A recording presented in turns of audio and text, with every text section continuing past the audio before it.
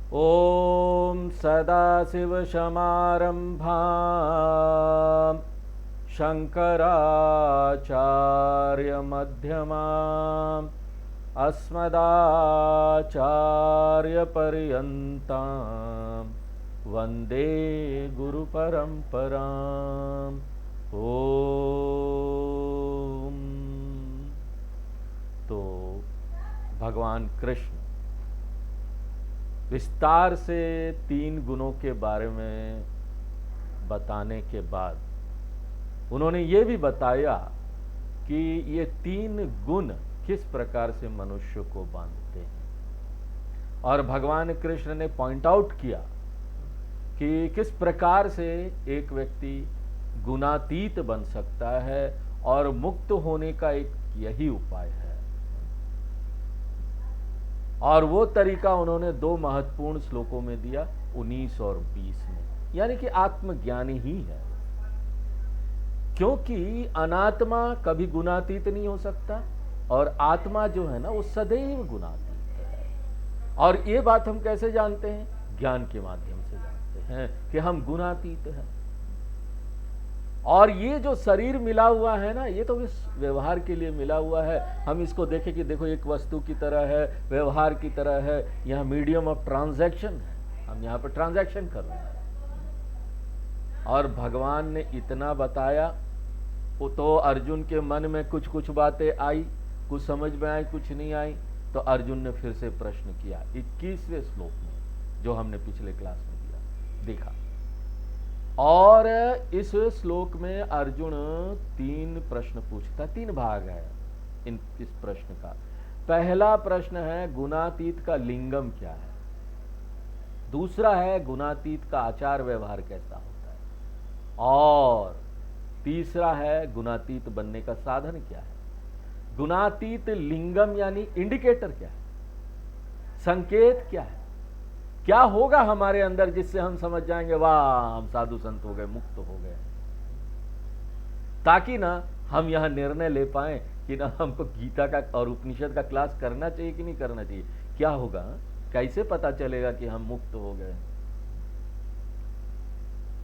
तो इंडिकेशन कि मैं गुणातीत बन गया।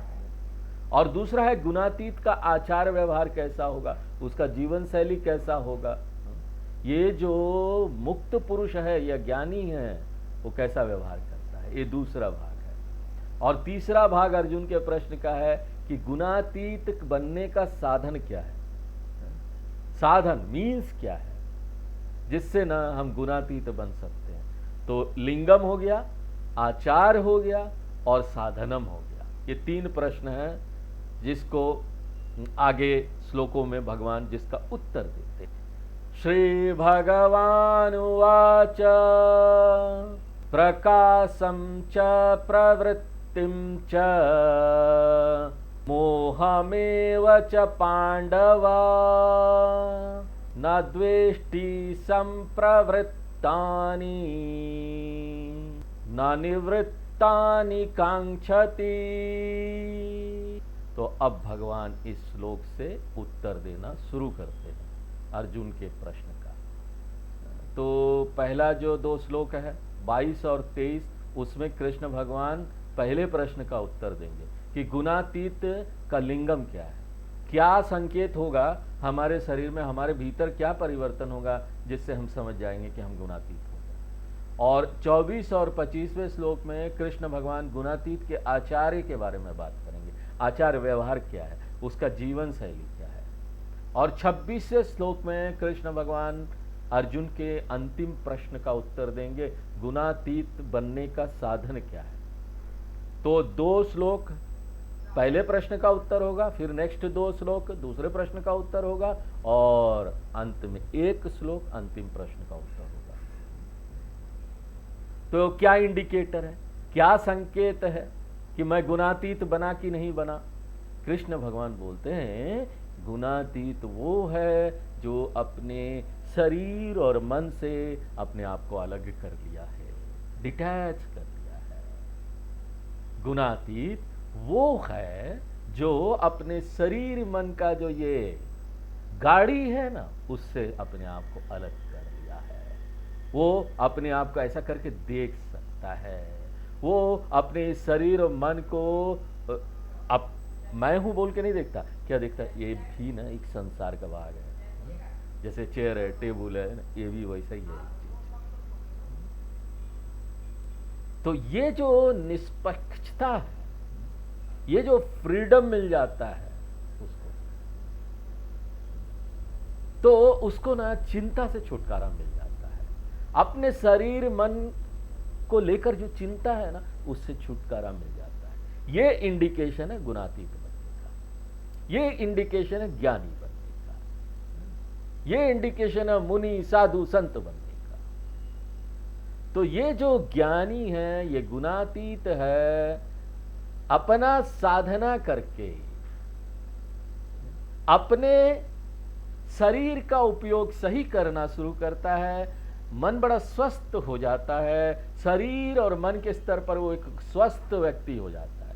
ऐसा ही व्यक्ति स्वस्थ है, बाकी सब लोग अस्वस्थ है इस संसार में, अभी स्वस्थ नहीं हुए हैं। क्योंकि जब तक मन नहीं ठीक हो जाता, हम कैसे बोल सकते हैं हम स्वस्थ हैं?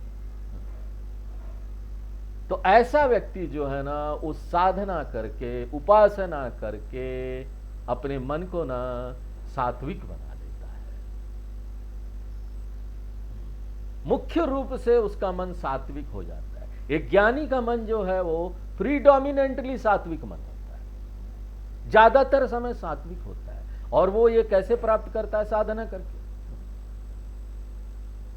और इसी साधना से ज्ञानी को ना एक शक्तिशाली मन मिल गया है, ज्ञानी को एक परिष्कृत मन मिल गया है, और ज्ञानी के मन में अब ना हिंसात्मक उतार चढ़ाव नहीं होता है। और ये परिभाषा है सत्व प्रधान मन का, कि ना ऊपर नीचे ज्यादा नहीं होगा, वायलेंट रिएक्शन नहीं होगा। लोगों के व्यवहार को देखकर, यहाँ पर दुनिया को देखकर, दुनिया में जो घटनाएं हो रही हो उसको देखकर हमारा मन बड़ा विचलित हो जाता है ना। बहुत सारी चीजें हो रही है, कुछ अपने अनुसार होता है, कुछ अपने अनुसार नहीं होता है।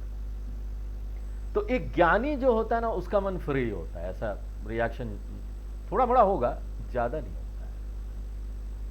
और यही डेफिनेशन है सत्व प्रधान मन का। इसलिए जीवन में ना अब रिएक्शन कम हो जाता है, ज्यादा रिएक्शन वो नहीं करता। यहाँ चीजें हो रही है, होगी,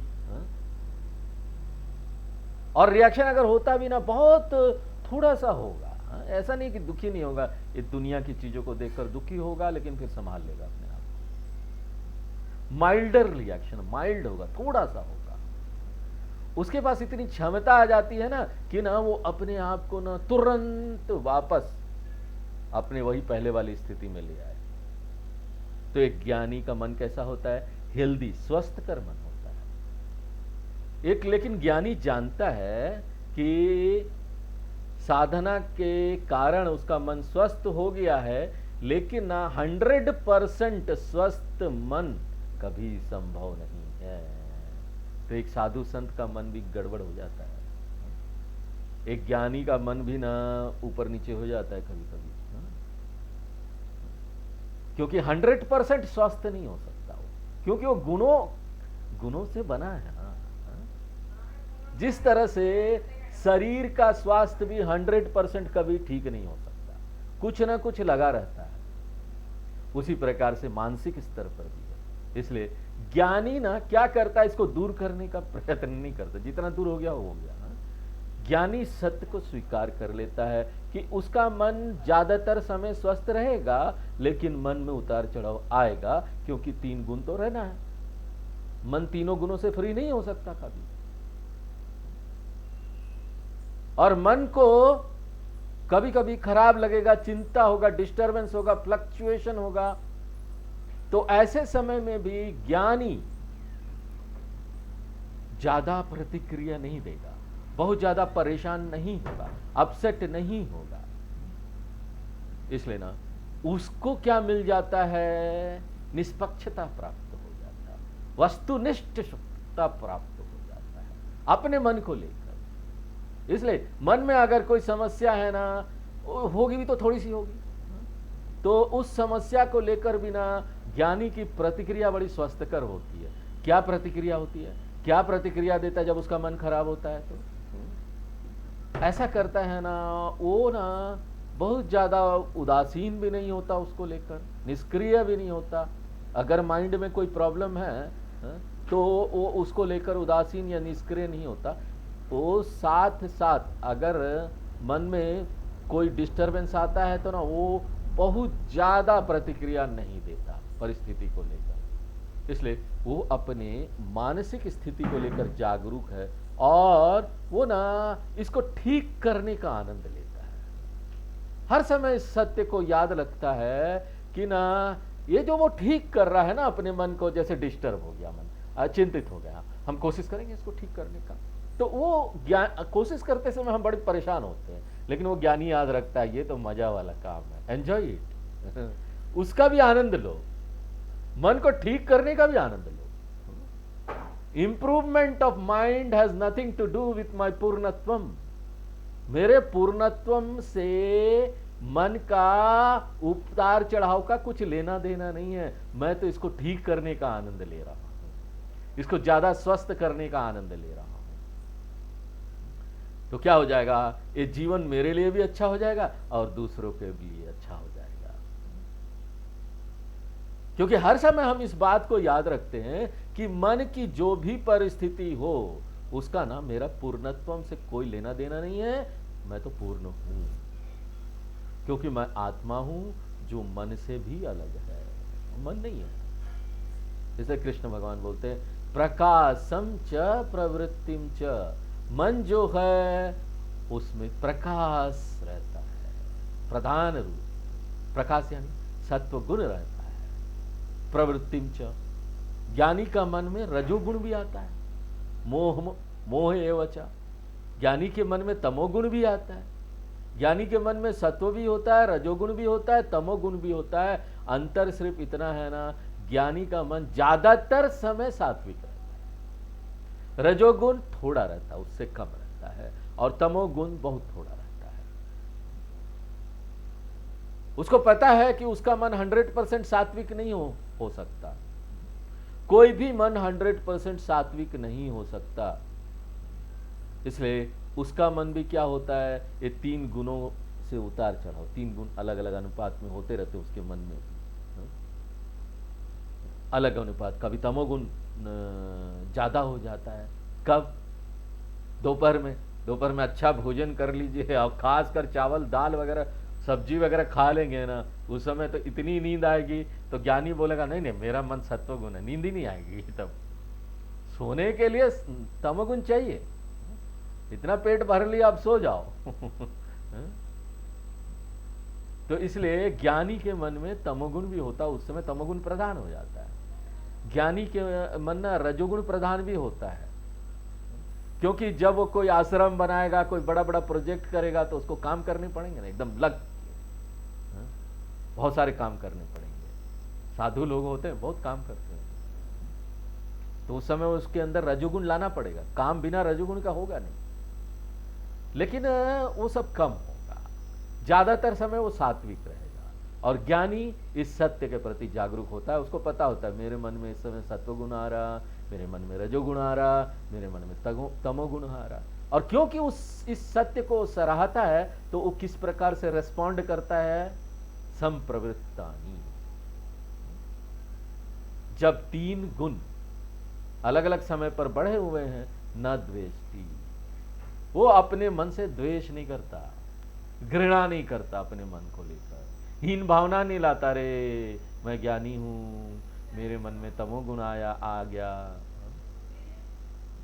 तमोगुण बढ़ा हुआ है या रजोगुण बढ़ा हुआ है, वो ना हेट नहीं करता, घृणा नहीं करता अपने माइंड से। और उसके बाद न निवृत्तानि कांक्षति, जब एक जो गुण है एक विशेष समय पर सात्विक गुण कम हो गया, ना कांक्षति, तो ना वो सात्विक गुण नहीं मेरा मन तो बड़ा सात्विक रहना चाहिए, मैं ज्ञानी हूं, वो ज्यादा अटैच नहीं होता, परेशान नहीं होता। कम भी होगा, ये तो संसार है, थोड़ा गुण कम भी चला जाएगा, क्या क्या। तो वो सत्व गुण से अटैच भी नहीं होता, आसक्त नहीं रहता कि सत्व गुण चला गया तो परेशान हो रहा। रजोगुण तमोगुण, उससे वो घृणा भी नहीं करता। रजोगुण तमोगुण, वो जानता है कि ना ये तीन गुण ना इनएविटेबल कॉम्पोजिशन है, इसको हटाया नहीं जा सकता, मेरे शरीर में भी मेरे मन में भी। इसलिए वो अपने मन को, उसको कभी हीन भावना नहीं होती, अपने मन को स्वीकार कर लेता है। तो ये सबसे बड़ी चीज है भाई, ये नहीं हो पाता सब में। अपने शरीर और मन को स्वीकार कर लेना, accepting one's own body and accepting one's own mind is the indication of गुणातीत तत्वम। ये इंडिकेशन है कि आप गुणातीत हो गए, स्वीकार कर लिया हम। 23 नंबर श्लोक पढ़ते हैं। उदासीन वदासीनः गुणैर्यो न विचाल्यते गुणा वर्तन्त इत्येव योऽवतिष्ठति नेङ्गते। तो कृष्ण भगवान वही बात को यहां पर इस श्लोक में एक्सप्लेन कर रहे हैं कि अपने शरीर और मन को स्वीकार कर लेने का क्या अर्थ है। वस्तुनिष्ठता प्राप्त हो गई, एक स्वस्थ कर प्रतिक्रिया दे रहे हैं। क्या अर्थ है इसका? देखिए, सामान्यतः समस्या एक अज्ञानी जो सामना करता है, वो यहां पर एक्सट्रीम रेस्पॉन्स देते हैं, प्रतिक्रिया देते हैं। दो एक्सट्रीम रेस्पॉन्स, एक जो एक्सट्रीम रेस्पॉन्स है वो है टोटल इंडिफरेंस, कोई मतलब ही नहीं है उसको, ये तामसिक है। हम लापरवाह हो जाते, कोई मतलब ही नहीं, कुछ करना ही नहीं। जब हमको शरीर में बीमारी आता है तो हम कुछ करते नहीं। उस समय कल्पना कीजिए कि हम शरीर को ठीक खाना नहीं खिला रहे हैं, नियम से नहीं चला रहे हैं, केयरफुल नहीं है, तो ये तामसिक रेस्पॉन्स है, केयरलेसनेस, इनएक्शन। ये हुआ एक एक्सट्रीम रेस्पॉन्स जिसको बोलते हैं तामसिक रेस्पॉन्स। और दूसरा एक एक्सट्रीम रेस्पॉन्स क्या है? जिस क्षण डॉक्टर बोलता है आपको ब्लड टेस्ट कराना पड़ेगा, हाँ बोला पैनिक, ब्लड टेस्ट, पता नहीं क्या हो गया, कैंसर तो नहीं हो गया, डॉक्टर साहब क्या हो गया है मुझे, आपने क्यों ब्लड टेस्ट के लिए बोला है, क्या क्या क्या बीमारी है? तो इसको बोलते हैं वायलेंट रिएक्शन। ये है राजसिक रेस्पॉन्स, जिससे मन में एंजाइटी आता है, टेंशन आता है, फियर आता है, स्ट्रेस, स्ट्रेंथ। तो ये ना एक तरह का एक्सट्रीम रेस्पॉन्स है। तो एक हुआ एक्सट्रीम इनएक्शन, दूसरा हो गया एक्सट्रीम रिएक्शन। तो हेल्दी रेस्पॉन्स क्या है? कोई इनएक्शन नहीं होना चाहिए, कोई रिएक्शन नहीं होना चाहिए। हेल्दी एक्शन यानी improve the situation, try to improve it. अगर शरीर में कोई समस्या आई है तो पैनिक करने का क्या जरूरत है, इतना परेशान होने का क्या जरूरत है, और साथ साथ लापरवाह भी होने की जरूरत नहीं। जो करना है वो तो करना है, जो करना है मैं करूंगा। उसी तरीके से मन है यहां पर, हर समय वो समावस्था में तो नहीं रहेगा ना, मन में डिस्टरबेंस आएगा, क्योंकि मन जो है ना वो बड़ा सक्रिय इंस्ट्रूमेंट है, इसलिए डिस्टरबेंस आने वाला है। और मन जब हेल्दी नहीं है ना, तब भी ना हमको पैनिक नहीं होना चाहिए। इतना साल तक गीता पढ़ रहे हैं और मेरा मन अभी भी ऐसा है, ठीक नहीं हुआ, इसलिए हमको मन में हीन भावना आएगी, इंफीरियरिटी कॉम्प्लेक्स आएगा, हमको लगेगा हम कुछ नहीं है, बेकार हैं, फ्रस्ट्रेशन आएगा मन में। तो अब जहां हमको ये फ्रस्ट्रेशन मन में नहीं आता है, तो हम क्या करते हैं? मन का यहां पर जो समस्या है उसको हमको हैंडल करता है। इनएक्शन भी नहीं होना चाहिए, रिएक्शन भी नहीं होना चाहिए। जो करना है उसको ठीक करने के लिए करें। और जब हम ये चुनते हैं कि हम इसको ठीक करेंगे अपने मन को, तब भी हम इस सत्य को याद रखते हैं कि ना मन को ठीक करने का जो ये प्रक्रिया है उसका मेरा पूर्णत्व से कोई लेना देना नहीं है। मन को तो जिंदगी भर आपको ठीक करते रहना पड़ेगा, जिंदगी भर आपको इसको ना इम्प्रूव करते रहना पड़ेगा मन को।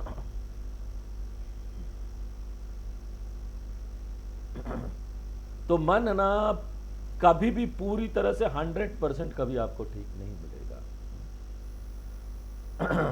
100% परफेक्शन नहीं होगा। कोई भी व्यक्ति हो, जीवन मुक्त व्यक्ति भी होना, उसका भी 100% परफेक्ट मन नहीं होता है। जिस तरह से किसी भी ज्ञानी का ना 100% परफेक्ट बॉडी नहीं होता है, शरीर नहीं होगा, इसी तरीके से किसी भी ज्ञानी का 100% परफेक्ट मन नहीं हो सकता। मन को ना इटरनली, नित्य, जब तक ये संसार चल रहा है, आपको रिफाइंड करते रहना पड़ेगा, ठीक करते रहना पड़ेगा। और ये प्रक्रिया को मैं मजा ले रहा हूं, एंजॉय कर रहा हूं। अरे मन खराब हो गया, चलो ठीक कर रहा हूं।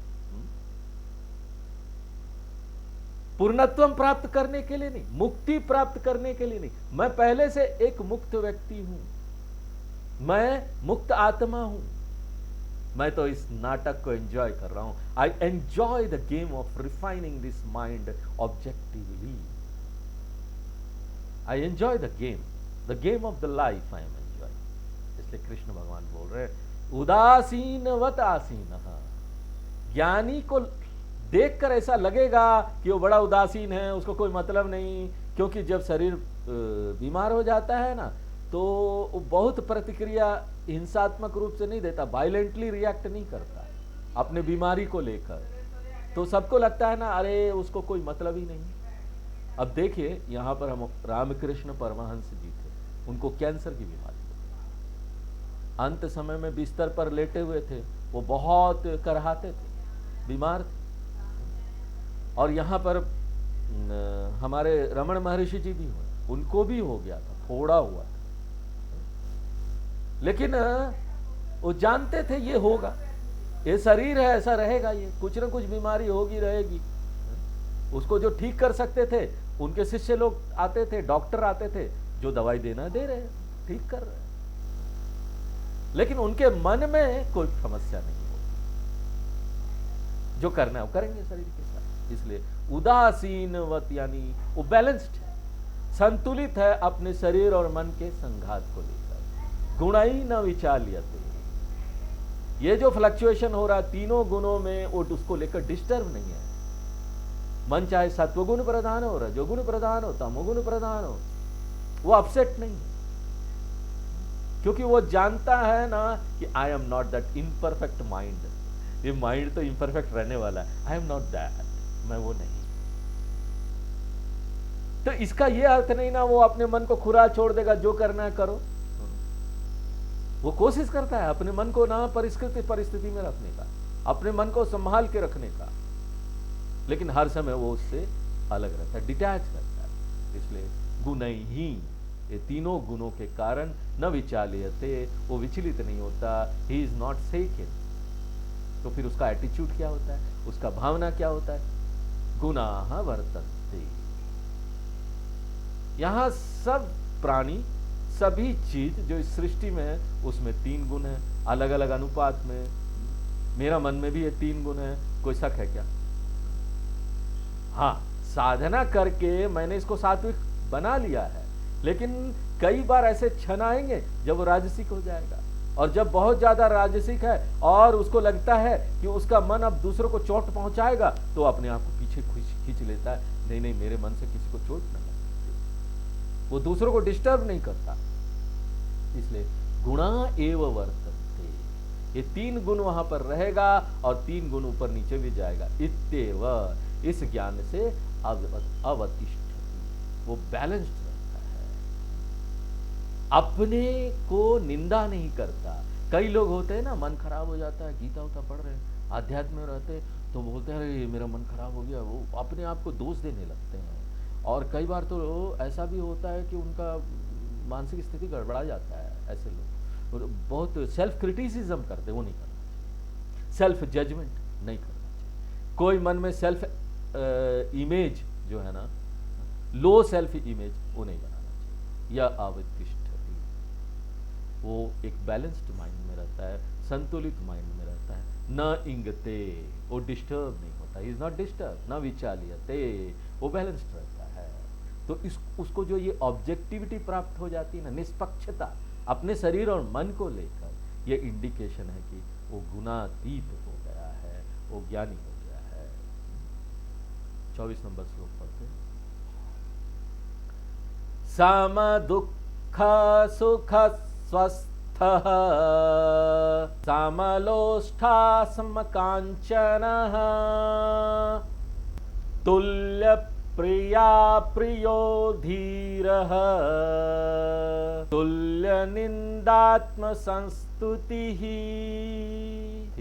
कृष्ण भगवान ने पहले प्रश्न का उत्तर दे दिया कि गुणातीत जो बन जाता है उसका इंडिकेशन क्या होता है, संकेत क्या होता है। संकेत यही होता है कि ना वो ना निष्पक्ष होकर अपने शरीर और मन का जो परिस्थिति उसको स्वीकार कर लेता है। अब कृष्ण भगवान यहाँ दूसरे प्रश्न का उत्तर देते इन 2 श्लोकों में। दूसरा प्रश्न क्या है कि वो ना आचार कैसा करेगा, उसका व्यवहार क्या होगा। दुनिया में अच्छा खराब परिस्थिति आते रहता है, वो प्रतिक्रिया कैसे देगी। और उत्तर इसका वही है, जिस तरह से शरीर और मन का संघात है ना, वो 3 उतार चढ़ाव वाले गुणों के साथ बना हुआ, अनुपात अलग अलग होते जाता है, उसी प्रकार से पूरी दुनिया भी 3 गुण का बना हुआ है। तो यहां पर आपको लोगों के साथ व्यवहार करना पड़ेगा। कई बार आप देखेंगे अच्छे लोग हैं, सात्विक लोग हैं, आपको अच्छा लगेगा उनके साथ व्यवहार करके, अरे कितना अच्छा आध्यात्मिक व्यक्ति था, कितने अच्छे तरीके से बात कर रहा था। और जब आप राजसिक लोगों के साथ व्यवहार करेंगे तो उस समय ना टेंस हो जाएंगे, क्रोधित, चिड़चिड़ापन, ये सारी चीजें होंगी। और आपको ना यहां पर तामसिक लोगों के साथ भी व्यवहार करना पड़ेगा। ऐसे लोग ना जो हिलते ही नहीं हैं, आप ना आधा घंटा तक बार बार रिपीट करके उसको बोलते रहिए ये करना है, उसके बाद भी आधे घंटे बाद पूछेगा तो स्वामी जी आपने क्या बोला, और वो बोलेंगे अच्छा ठीक है हम समझ गए, हम करने जा रहे हैं। और उसके बाद आप वेट करेंगे वो कर रहे क्या, कर रहे क्या कर कुछ नहीं रहे, आप देखते रहेंगे वो कुछ नहीं कर रहे। तो इस 3 तरह के जो ऐसे लोग हैं ना, वो हमेशा इस दुनिया में रहने वाले हैं, आपके अगल बगल ही। और यही नहीं, एक व्यक्ति ना खुद ही कभी सात्विक होगा, कभी राजसिक होगा, कभी तामसिक होगा, एक ही व्यक्ति। आप अपने परिवार में देखेंगे कि एक व्यक्ति बार बार बदल रहा है। और यही बात ना विवाह के लिए भी बोला जाता है कि ना आप गुण मिला के विवाह मत कीजिए। नहीं नहीं स्वामी जी हमारे तो 36 गुण मिल गए थे, अब कितना गुण होता मुझे नहीं पता। और उसके बाद पंडित जी ने शादी कराई थी और अब देखिए क्या हो गया है? जितना भी ज्योतिष शास्त्र और इसके अनुसार आप कॉम्पेटिबिलिटी मिला लीजिए, लेकिन कॉम्पेटिबिलिटी इम्पॉसिबल है, हमारे शास्त्र बोलते हैं। यहां पर आपको विवाह में शुरू में गुण मिल भी जाएंगे तो यहां गुण तो बदलते रहते हैं। विवाह के बाद पता चला 1-2 साल बाद हस्बैंड बड़ा आध्यात्मिक हो गया, गीता उता पढ़ रहा है, स्वामी लोगों के पास जा रहा है, और पत्नी घृणा करती स्वामी लोगों से, क्या गीता उता पढ़ रहे हो, मुझे छोड़ के जाओगे क्या, रोज झगड़ा तो आपने क्या गुण मिलाए थे, 36 गुण, सब बदल गया। ये तो भयंकर इनकॉम्पेटिबिलिटी हो जाती है। क्यों? एक को गीता में इंटरेस्ट हो गया, दूसरों को एकदम इंटरेस्ट नहीं है। तो ऐसा चांसेस हो सकता है। इसलिए यहां पर अलग अलग लोग आपको मिलेंगे, अलग अलग परिस्थिति मिलेगी, और प्रकृति के अनुसार वो फ्लक्चुएट होता रहेगा, सिचुएशन बदलता रहेगा। और ज्ञानी इस सत्य को स्वीकार कर लेता है कि ये सृष्टि ऐसे ही है, this creation is like this world is like this. और ये जो स्वीकारता है ना अंदर से, यही उसको ना एक balance state of mind they देता है, उसका माइंड संतुलित हो जाता है। इसलिए उसका आचार व्यवहार कैसा रहता है दुनिया में, समत्वम, ट्रैंक्विलिटी, बैलेंस्ड, हर सिचुएशन में पॉइज्ड, ऐसा वो रहता है। इसलिए कृष्ण भगवान क्या बोलते हैं, धीरा। धीरा यानी ये ज्ञानी जो है ना, अवस्था, ज्ञानी जो हर समय अपने उच्च स्वरूप में स्थित रहता है। स्व मीन्स स्वरूपम, स्वरूपम मीन अपना रियल नेचर में, और उसका रियल नेचर क्या है, गुणातीत आत्मा। अवस्था यानी उसमें वो रहता है, हर समय वो रमन करता है। गुणातीत आत्मस्वरूप। क्या अर्थ है कि उसमें वो स्थित रहता है? क्या वो जाकर आत्मा में जाकर बैठ जाता? नहीं स्वामी, उधर है आत्मा, मैं जा रहा हूं बैठने, है? बैठ गया जाकर उसमें। क्या अर्थ है इसका? आत्मा में स्थित हो जाता है, इसका अर्थ है कि इस सत्य को वो नहीं भुलाता कि मैं गुणातीत हूं, हर समय उसको याद रखता है, वो भुलाता नहीं, प्रकृति के सत्य को भी भुलाता नहीं। तो आज हम विराम देते हैं, आगे फिर नेक्स्ट क्लास में। ओम पूर्णमदः पूर्णमिदं पूर्णात् पूर्णमुदच्यते पूर्णस्य पूर्णमादाय पूर्णमेवावशिष्यते। ओम शांति।